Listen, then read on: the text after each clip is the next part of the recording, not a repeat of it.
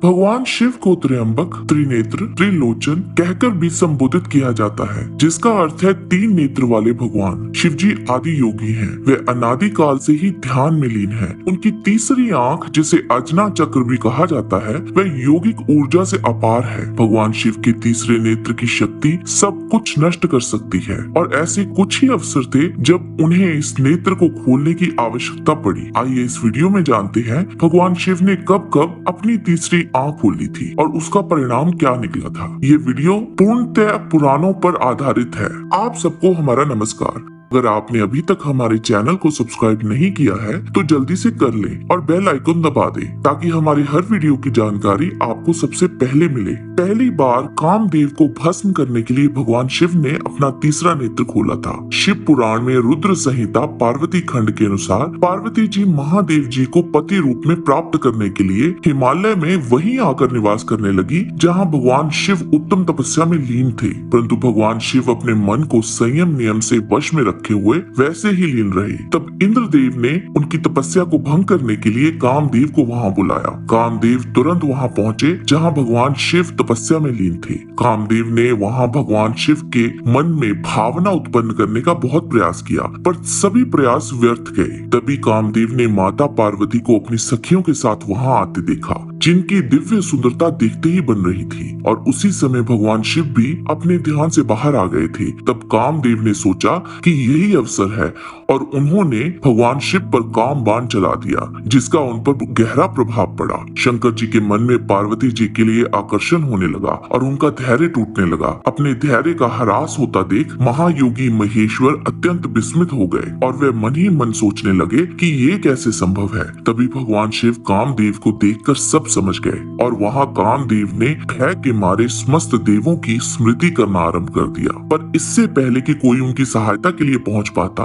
वहां भगवान शिव की तीसरी आंख खुल गई और उन्होंने कामदेव को वहीं भस्म कर डाला। इस तरह के विनाशकारी क्रोध में भगवान शिव को देखकर देवी पार्वती भी घबरा गई थी। शिव पुराण में भगवान शिव की तीसरी आंख खुलने का एक और वृतांत हमें मिलता है। एक बार जब भगवान शिव गहरी ध्यान मुद्रा में थे, वहां देवी पार्वती ने चंचलता पूर्वक पीछे से आकर भगवान शिव की आंखों को ढक दिया और तभी संपूर्ण ब्रह्मांड में अंधेरा छा गया। ब्रह्मांड को प्रकाश और ऊर्जा प्रदान करने के लिए भगवान शिव को अपनी तीसरी आंख खोलनी पड़ी। उसी प्रकाश की ऊष्मा से पार्वती जी के हाथों में पसीना आ गया। जैसे ही पार्वती जी ने अपने हाथ हटाए, तभी फिर से सब कुछ अंधकार से बाहर आ गया। उनके हाथों से जो पसीना निकला वह नीचे भूमि पर गिरा, जिससे वहां एक शिशु उत्पन्न हुआ जो अंधा था। देवी पार्वती ने उसका नाम अंधक रखा, जो बाद में चलकर अंधकासुर के नाम से प्रचलित हुआ। तीसरी बार उनकी तीसरी आंख तब खुली थी जब एक बार देवराज इंद्र भगवान शिव से मिलने के लिए कैलाश पहुंचे। तब उनके साथ ऋषि बृहस्पति भी थे। भगवान शिव को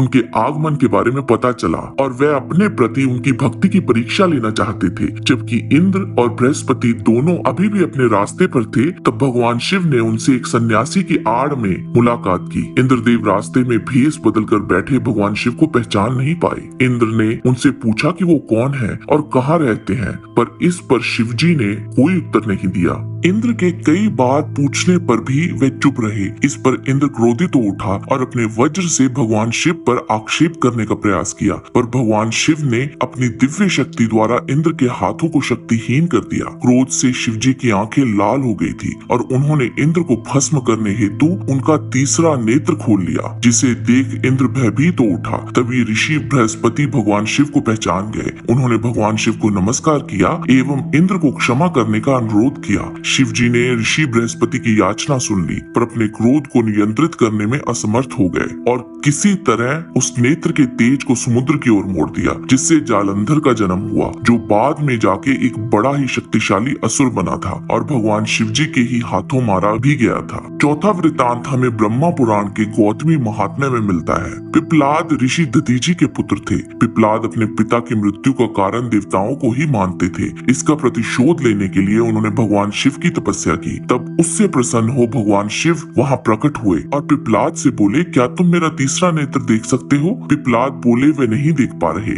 इस पर भगवान शिव बोले कि तुम तब तक तपस्या करो जब तक तुम मेरा तीसरा नेत्र ना देख लो। तब पिपलाद ने वर्षों तक और भी घोर तपस्या की। आखिरकार वह शिवजी की तीसरी आंख को देखने में सफल रहा। शिवजी की तीसरी आंख से देवताओं से बदला लेने के लिए एक दानव का जन्म हुआ, पर सर्वप्रथम उसने पिपलाद पर ही हमला कर दिया। पिपलाद अचंभित हो भगवान शिव की ओर देखने लगा। तब शिवजी ने उन्हें बताया कि तुम्हारी देह देवों से ही निर्मित हुई है, इसीलिए तुम अपने क्रोध को नियंत्रित रखो। और उन्होंने पिपलाद को आश्वस्त किया कि देवताओं को मारने से कुछ प्राप्त नहीं होगा और ना ही तुम्हारे माता पिता वापस आएंगे। पिपलाद इस पर सहमत हो गए। इस बार भगवान शिव की तीसरी आंख ने धार्मिकता के मार्ग का प्रतिनिधित्व किया था और समझाया कि प्रतिशोध की भारी भावनाएं रखना निरर्थकता है। आज के वीडियो में बस इतना ही। जाने से पहले लाइक बटन जरूर दबा दीजिए और अगर वीडियो अच्छा लगा है तो शेयर कीजिए। आपसे फिर मिलते हैं एक नए रोचक वीडियो के साथ। तब तक के लिए आप सबको हमारी शुभकामना। नमस्कार।